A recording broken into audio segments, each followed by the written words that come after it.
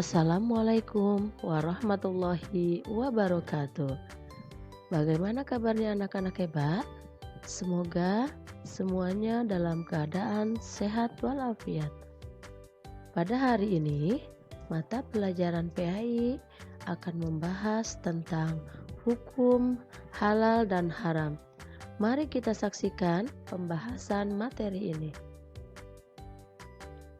Hukum halal dan haram terbagi beberapa bagian, di antaranya yaitu ada definisi, ada dasar, ada sebab-sebab, dan juga penerapan. Definisi umum halal adalah segala sesuatu atau kegiatan yang diizinkan atau dibolehkan oleh syariat Islam untuk digunakan atau dilaksanakan.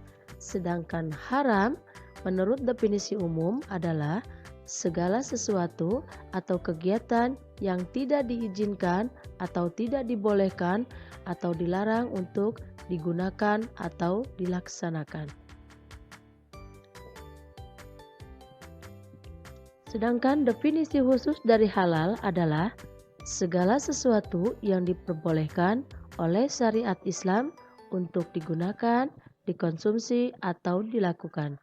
Sedangkan definisi khusus untuk haram adalah segala sesuatu yang dilarang oleh syariat Islam untuk digunakan, dikonsumsi, ataupun dilakukan.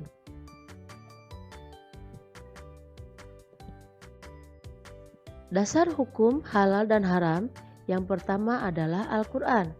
Al-Quran ini adalah sumber hukum paling utama dalam ajaran Islam. Segala yang dihalalkan dalam Al-Quran adalah pasti halalnya, dan segala hal yang diharamkan dalam Al-Quran maka sudah pasti haramnya. Dasar hukum halal dan haram yang kedua yaitu Al-Hadis. Al-Hadis disebut juga dengan Al-Sunnah. Al-Sunnah di sini adalah perkataan atau sabda, perbuatan, ketetapan dan persetujuan dari Nabi Muhammad SAW yang dijadikan landasan syariat Islam. Al-Hadis atau Al-Sunnah ini merupakan sumber hukum kedua setelah kitab suci Al-Quran dalam menetapkan hukum dan peraturan agama, termasuk masalah halal dan haramnya. Hukum halal dan haram yang ketiga yaitu ijtihad. Apa itu ijtihad? Ijtihad itu berasal dari kata ijtahada yajtahidu ijtihadan yang merupakan akar kata jahada yang artinya adalah upaya atau kemampuan. Secara umum yang dimaksud dengan ijtihad adalah pengerahan segala upaya, pengetahuan, kemampuan, terutama kemampuan daya pikir yang dimiliki para mujtahid untuk menggali dan menemukan hukum-hukum syariat.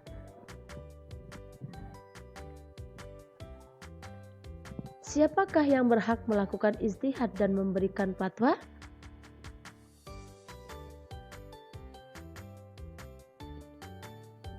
Tidak semua orang bisa melakukan ijtihad dan memberikan fatwa, serta tidak semua jabatan atas sesuatu pertanyaan disebut fatwa.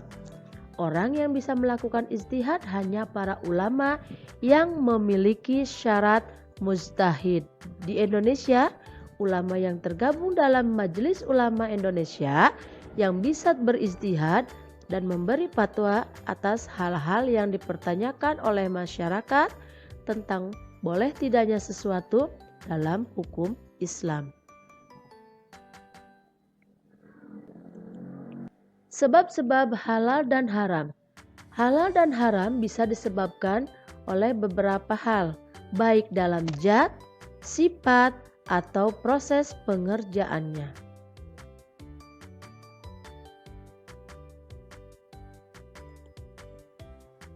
Sebab-sebab halal dan haram yang pertama yaitu tadi zat asal. Zat asal ini seperti babi, darah, dan bangkai, yaitu Allah mengharamkannya. Allah tidak mau mana yang baik dan mana yang buruk untuk manusia. Karena Allah itu melarang umatnya untuk memakan makanan yang diharamkan tersebut. Yang kedua yaitu dari sifat asalnya.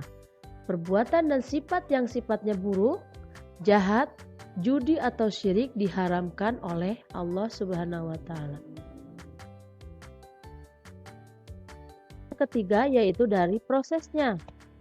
Prosesnya itu halal dan haramnya sesuatu bisa disebabkan oleh prosesnya.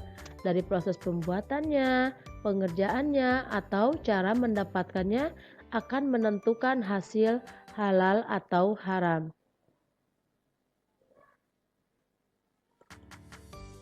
Penerapan hukum halal dan haram dibagi 3. Yang pertama, penerapan dalam Islam, sikap.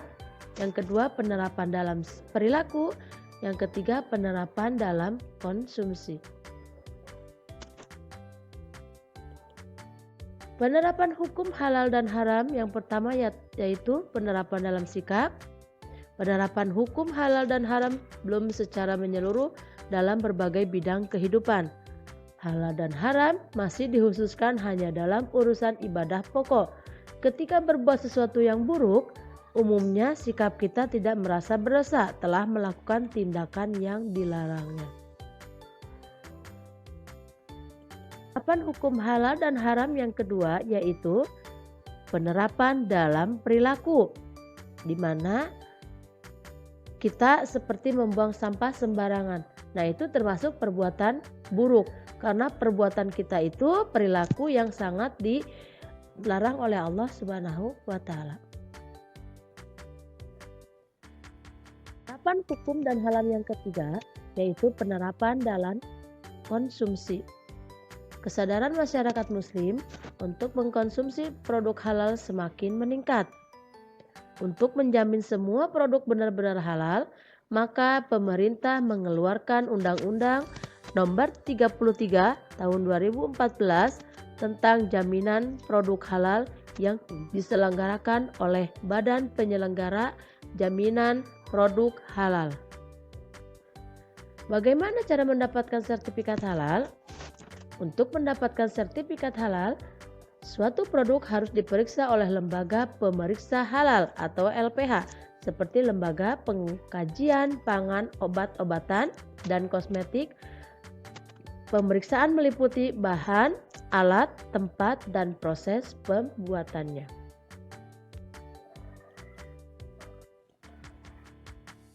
Materi hari ini dicukupkan sampai di sini. Semoga ada manfaatnya bagi kita semua dan kita bisa melaksanakannya di kehidupan sehari-hari. Ibu cukupkan dan Ibu tutup dengan membaca hamdalah bersama-sama. Alhamdulillahirrabbilalamin. Wassalamualaikum warahmatullahi wabarakatuh.